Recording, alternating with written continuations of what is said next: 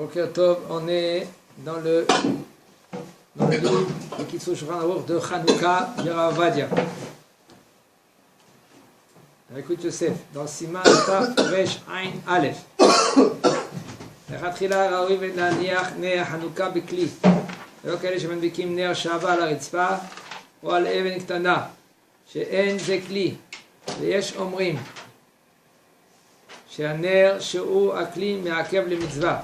בדבריהם יש להקפיד במי שמדליק בחנוכיית כסף ונוהג לתת שמן פתילה, כן, בבית קיבול ובזכוכית, ונמצא שלמעשה הוא מדליק בכלי זכוכית ולא בכלי כסף. אם כן, עדיף שייתן השמן לתור הגביעים של כסף שבמנורה עצמה, שהוא מידור מצווה בנר עצמו. אולם, לדינה אין הכלי מעכב בנר החנוכה, שתנו אלי הכשר מצווה, המדליק בזכוכית שבמנורות כסף, מקיים שבמצוות הידור בבחינת זה אלי ולענווהו. כן. אני dit le Rav, qu'est-ce que veut dire un keli? Qu'est-ce que c'est un keli? Un ustensile. Alors, la trila, a priori, c'est conseillé de mettre les bougies dans un keli. Que le keli, c'est la bougie. Ou le nerf même, si c'est un nerf she'ava, de le mettre dans un keli. L'emplacement. L'emplacement, on va mettre. Ok. Et pas comme cela qu'il y en a qui font, même qui font les mibtsaïm. Fais un mibtsa comme il faut. Le nerf c'est la bougie, le nerf c'est le keli. Le nerf, il y en a qui veulent dire que le nerf c'est le keli. Ça dépend. Si il y en a qui disent. Si c'est bougie ou de l'huile d'olive, c'est pas la même chose. Non mais si maintenant tu prends un nerf she'ava. Alors il n'y a pas de problème, mais a priori il n'y a pas besoin forcément. Oui, il te dit que non. Il dit qu'il faut un support, il faut un keli. Si le nerf she'ava, la bougie en cire, elle, ça ne s'appelle pas un keli. Ah, pour montrer que c'est Hanouka, mais sinon on ne va pas savoir c'est quoi. Non. Alors il y en a, qu'est-ce qu'ils font? Ils ont une petite planche, okay? Il prend un peu de la cire et il colle la bougie. Il n'y a pas de keli. Donc il y en a qui veulent dire que le nerf atzmo, c'est un keli. La cire, c'est le keli. Oui. La cire. Il dit de la flamme. Il dit le Rav, c'est pas conseillé. Une personne ne pourrait pas les mettre sur une table directement, par exemple. C'est pas conseillé. Parce qu'il y a des poskim qui disent que c'est me'akev. Il y a des poskim qui disent que c'est me'akev. Il y en a des poskim qui disent que c'est pas me'akev. Qu'est-ce que ça veut dire me'akev? Ça empêche. Ça empêche un homme qui a fait la mitzvah, il n'a pas mis la bougie en cire, par exemple, dans un keli, il n'est pas mekayem la mitzvah. Ok? Et d'après eux, il dit le Rav, il faut faire attention quand tu allumes les bougies. Par exemple, un homme, Baruch Hashem, sa femme lui a acheté un yomouledet, un chanoukia en argent. C'est une ma'ala. Ça coûte très cher. Il y en a qui n'achètent pas la chanoukia, ils achètent rien que les kosiyot. Kosiyot, ça veut dire rien que les petits verres. En argent, que ça se met dans la chanoukia. Il y a des grandes chanoukia, il y a des petits verres. Tu achèterais avec les petits verres, tu mets sur une petite planche là, comme ça. Et bien là, il y a encore un problème. Ça s'appelle keli. C'est en argent. Tu as allumé dans une chanoukia en argent. Pas besoin, pas hayab d'avoir la forme de la chanoukia. Regardez les hashmonaïm. Comment ils ont fait? Comment on dit? Où ils ont, quand ils ont vu que la menorah elle était impure et tout cela, où ils ont allumé? Dehors. Ils ont fait quelque chose qui est provisoire. Alors il nous dit le Rav.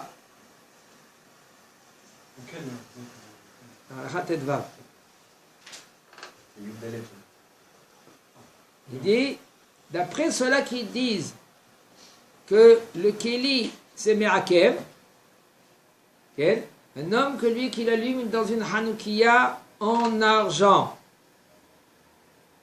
Alors, c'est conseillé d'allumer dans le verre en argent et pas dans le verre en verre. Parce que qu'est-ce qu'ils font? Ils ont une hanoukia en argent.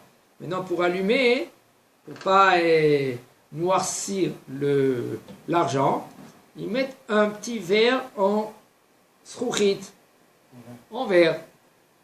Alors maintenant, est-ce que ça s'appelle que tu as allumé dans un verre ou tu as allumé dans l'argent. Ça dépend s'il tient tout seul ou pas. C'est qu'on a dit la semaine dernière. Mais le Rav, il nous dit, puisque maintenant, ça ne s'appelle pas un keli, parce qu'il est batel à la Hanoukia, alors, okay, ça ne s'appelle pas que tu as allumé dans un keli. Alors il nous dit le Rav, par contre, selon la halakha, c'est oui considéré comme tu as allumé dans une Hanoukia en argent, okay, et il y a un problème. Même que tu as allumé dans un keli en vitre. Quand même. אם יש לו חתיכות שבה, יתלה אותם בעץ גבוה, או על השולחן או על הספסל וידליקם. כן, מצוות הדלקת נר חנוכה ולברך עליהם. כן?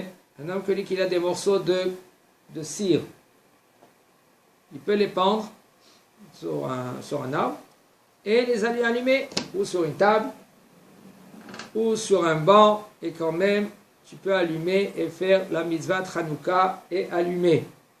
D'abord, pas chose chez Klianika. Je n'ai pas compris. Tu as compris? Il n'y a pas de kili, là. D'accord? Pourquoi là-bas c'est assaut, maintenant c'est permis? Parce que le Rav il a dit, c'est l'homme Meakev. Il y a deux Là-haut, dérotes. c'est pas Meakev? Non, en haut dans Tetvav, il y en a des poskim qui disent que c'est oui Meakev, et il y en a des poskim qui disent que c'est pas Meakev. Lui, le Rav il te dit Raoui. Mais c'est Raoui. Alors qu'est-ce qui vient m'apprendre cette... Ça veut dire même que si tu as des morceaux de cire, et tu as une mèche au milieu, tu peux allumer, tu peux. Ce que je vous ai dit, ça marche sur une table. Ah, mais dis avant. Oui, Dans les Qu'est-ce qu'elle vient Khatila. m'apprendre cette halakha? C'est une table. Si c'est Raoul, c'est Raoul. Qu'est-ce qu'elle vient m'apprendre cette halakha? C'est des morceaux, c'est pas, soi-disant, c'est des morceaux de cire. C'est pas une bougie. L'Ichora, tu pouvais comprendre, puisque c'est pas une bougie d'elle-même, c'est avec un morceau de cire. C'est la Khaticha, Alors voilà. qui est le point... Ouais, Khaticha. הדבר פשוט שכלי הניכר מעקום להדליק נר בו נר חנוכה אינו עוצר טבילה, שדווקא כלי לסעודה צריכים טבילה. Quand tu achètes par exemple un ustensile, okay, d'un goy, en général il faut faire la tvila. Mais là maintenant, tu as pris un... Comment? Mishuma Kinyan ou Mishum Shultuma. Tuma Chaque keli qu'il ait été fait par un goy, okay, tu es obligé, si tu vas le manger, tu vas manger ou boire, tu dois faire, ou tu vas utiliser pour couper, pour manger un couteau par exemple, tu es obligé de faire, de le tremper dans un mikvé, de l'otsioto mituma le tara. Mais maintenant, ça tu ne vas pas manger, c'est un keli pour mettre de l'huile. Il nous dit le Rav, ça sera moutar, ken, sans tvila. יש מי שכתב שאם ישתמשו בכושר זכוכית במי רגליים לבדיקה רפואית, אפילו רק פעם אחת, אין להדליק בו נר חנוכה, שוב הקירוב נא לכפרתך. אבל לעשותו ממש שמש לנרות חנוכה, שפיר דבי בצעריות. כן? il nous dit le Rav. Il y a des petits verres qu'ils prennent l'urine. Okay? Le test d'urine.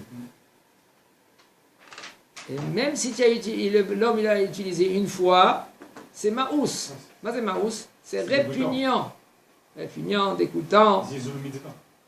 Alors puisque c'est répugnant, on ne doit pas être madlik nerot Hanouka. Même si c'est jamais utilisé. Il te dit mishum akrivuna lepahatecha. Mazé akrivuna lepahatecha, comment? Même si ça n'a jamais été utilisé, parce que le fait déjà de voir ça, c'est un ustensile qui sert à l'urine. Il est propre, il est propre. Mais même s'il est propre. Vous avez un ustensile qui sert à uriner dedans, vous le mettez même non, si une fois il a utilisé. Il a dit même une fois le Rav. Le problème c'est Mishum na akrevna le partecha. Vas-y, partecha c'est comme un prince. Ayertsecha, c'est-à-dire akrevna le partecha. Ayertsecha, ça veut dire que, par exemple, cette halakha là elle est appliquée aussi dans le vin.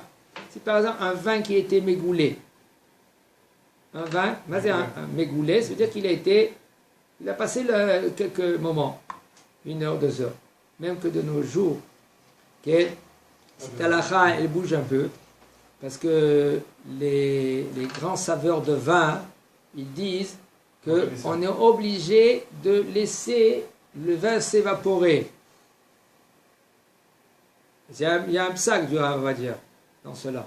Une chouva, il dit que on peut compter sur cela, d'après les saveurs qui disent que oui, on peut boire de ce vin-là.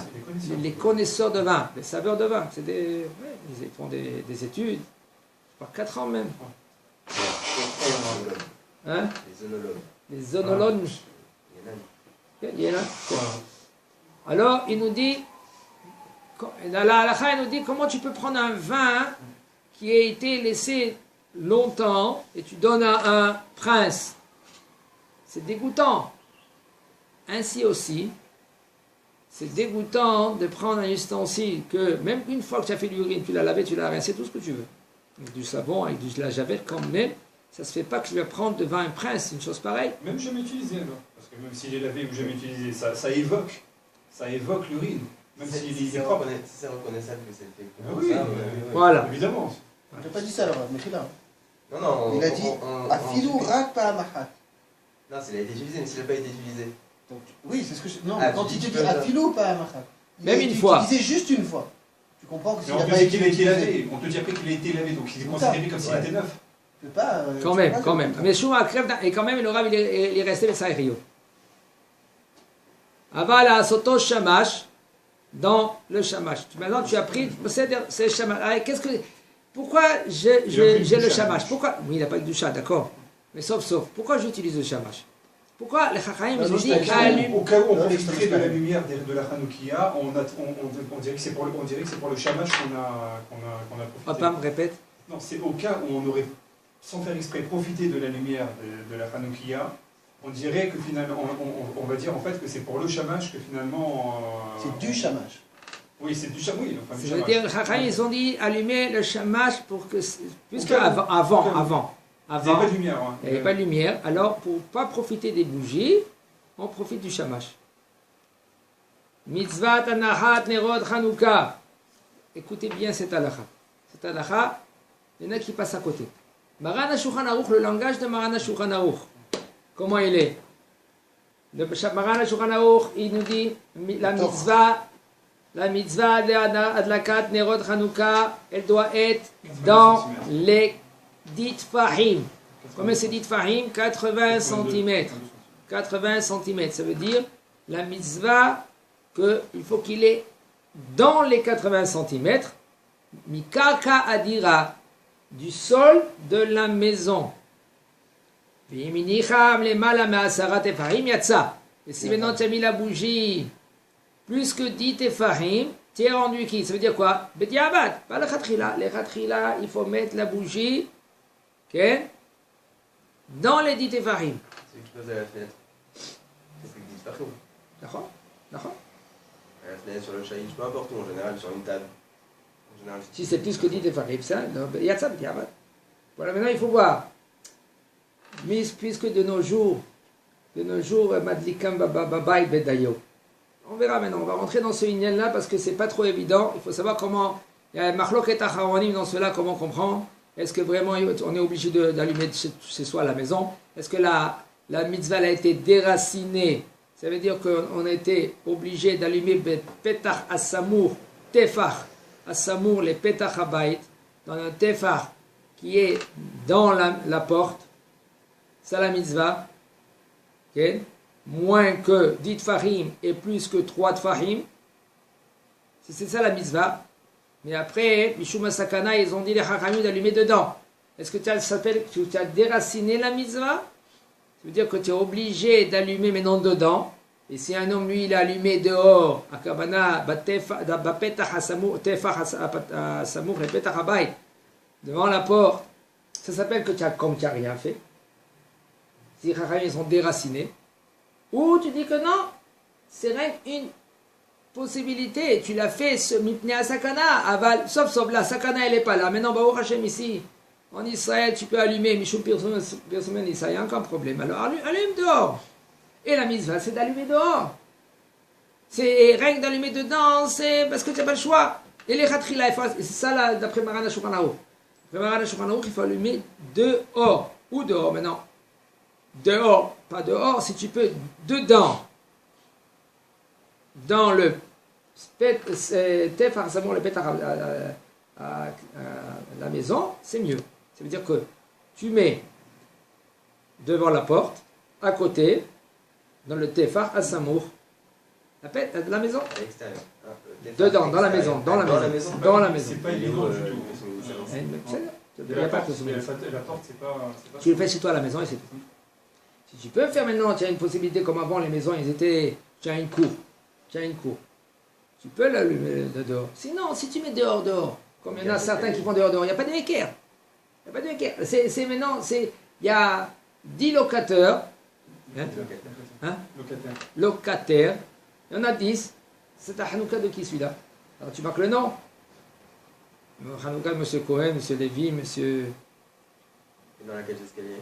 Hein? Dans la cage d'escalier. Alors si maintenant c'est devant ta porte. On est sûr que c'est les... Mais sauf, allume de chez toi, là, à la maison, c'est top. Top. On verra, chacun, il faut savoir, chacun c'est un cas différemment parce que il y en a qui n'ont pas le tefar qui est samour la petach abay. Il y en a qui n'ont pas une chose pareille. Mais là, allume dedans. Allume dedans. Non. Mais avec le battant de la porte, là. Ceux-là qui ont une villa, il y a encore problème. Il allume dehors. Ça dépend plutôt du type de porte. Et aussi, il y a beaucoup de problèmes quand tu allumes aussi dehors, parce qu'il faut que tu allumes dans une situation que dans une cage fermée. Parce que si maintenant tu as allumé et qu'il y avait, ça s'appelle Berouach Metsuya, qu'un vent il peut passer, éteindre la bougie, c'est comme tu n'as pas allumé. Ah, maintenant il n'y a pas de vent. Sauf, c'est comme tu n'as pas allumé. Il y a beaucoup de halachot dans cela, il faut apprendre chaque cas. Ok? L'yesh l'anichan, et aussi quand tu dois allumer la bougie, il faut que tu allumes plus que 3 tfahim. Ça veut dire entre 3 tfahim. Combien c'est un tefar? Entre 3 et 10. Combien c'est un tefar? Un tefar, ça dépend, il y a deux avis, il y a 8 et 10. Nous, dans l'alacha, c'est 8 cm. Alors comme ça, 8 multiplié par 3? 24. Entre 24 cm et 80 cm. Al-Piatov, Al-Piasod, selon les Mkoubalim, c'est bien d'allumer les bougies un peu plus que 7 fahim. Entre 7 fahim et 10 fahim. 7 et 10. D'après les Mkoubalim.